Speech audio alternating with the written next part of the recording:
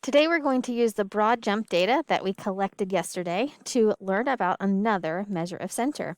Yesterday we learned how the median can be used to describe the data by talking about the middle of a set of data. Today we're going to talk about the mean. So when you find the mean, you are going to add up all of the data points that you have and then to divide by the number of data points that there are altogether. So I'm going to add all of these numbers, 19 plus 48 plus 50, all of those numbers together. And then I'm going to divide that by how many different data points I have. So I'm going to count how many each one of these stands for one teacher who did the jump. Let's count how many teachers there were. 1, 2, 3, 4, 5, 6, 7, 8, 9. So after I add up all of those numbers, then I will divide by 9, and those are the steps to find the mean. Now, I don't know about you, but I don't really want to add 9 numbers by hand, so I'm going to use my calculator, and I've written them down elsewhere so that I can see them. So I'm going to type in all of those numbers. So 19 plus 48 plus 50, 51, 52. There was another 52, 56, 63, and 91. So then you can see here that I have the sum is 482. I'm going to go ahead and press this blue arrow to accept it. And then I'm going to do that number, 482, divided by the number of pieces of data, which was 9 people. And I get this number, 53.5555. If I were to round this to the nearest whole inch, that 5/10 would tell the 53 to round up to 54 inches. So the mean of my data is then 54 inches, rounded to the nearest whole inch. So that's another way to name the center of this data. Our teachers kind of jump about 54 inches if we're talking about the mean.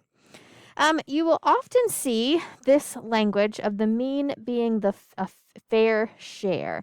And that was sort of hard to see with the jumps. We had so many numbers to add together. So I want to show you briefly what it could look like that the mean is a fair share.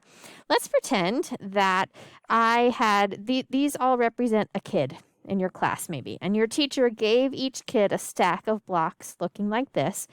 And the teacher said, I want you to share them fairly. Right now, they're not shared fairly. We can see one kid has 3, and this kid, I think, has 8. They're not shared fairly. So if the teacher said, okay, work together to share them fairly, maybe here's what it might look like. Maybe this one would give a block to this guy. Maybe this one could give a block here. Maybe this one might give a block here. Do you see who still needs one? Yeah, this one has too many, and this guy over here needs one.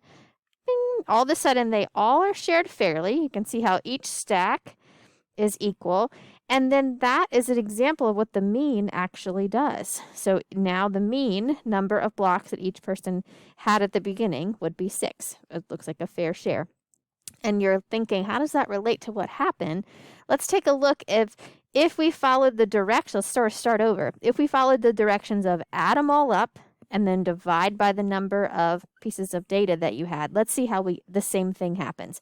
So I'm going to add all of these blocks together, kind of smush them together, and then I'm going to share them out fairly among these 5 people. So I'm going to take, let's take 5 at a time. I'm going to make stacks of 10 because that's kind of easy to think about how much we have all together. So there's a stack of 10. So I'm putting them all together. I need 5 more. Okay. All right, so I did that first step of finding the mean, which was getting them all together. And I hope you can see I have 10, 20, 30.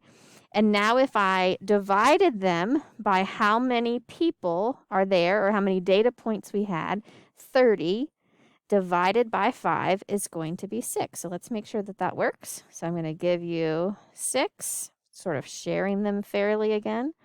Let's give you 6.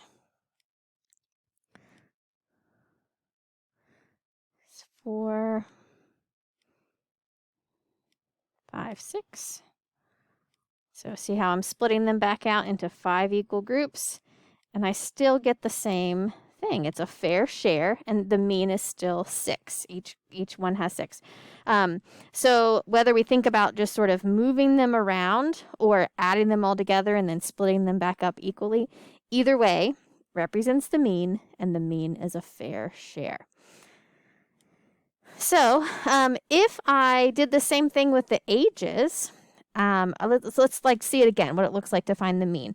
I added them up ahead of time, so I did 22 plus 30 plus 32 plus 41 plus 42, all of those up ahead of time, and I found out that the sum of all of those was 292. And then I'm going to divide by how many data points there are. 1, 2, 3, 4, 5, 6, 7. So I divided by 7.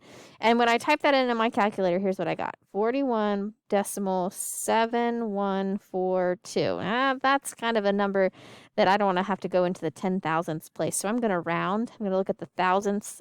I mean the 110ths place, which is going to tell my ones place to round up. So the mean age, or kind of like the average age in Miss Bosk family, is about 42. So in my family, when I added 9 plus 13 plus 38 plus 39 on my calculator, I got a sum of 99. I divided by, do you know what I divide by?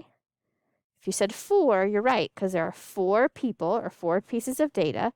And when I divided on my calculator, I got 24 75 And then looking at that tenths place causes this to round up to 25. So the mean age of my family is lower. It's about 25. So I want us to remember that a mean is a fair share, and this visual up in the top corner might help you remember how to find it. I'm showing that I'm adding the letters together, just like I would add the pieces of data get together. And then I'm showing here that I'm dividing by 4, and I picked 4 for my visual because there were 4 letters. So when you find the mean, add up all of your pieces of data and divide by how many pieces of data you have. All right, so we have now talked about 2 different measures of center, the median, which means the middle, and the mean, which means the fair share or the average. And tomorrow we'll hear about mode.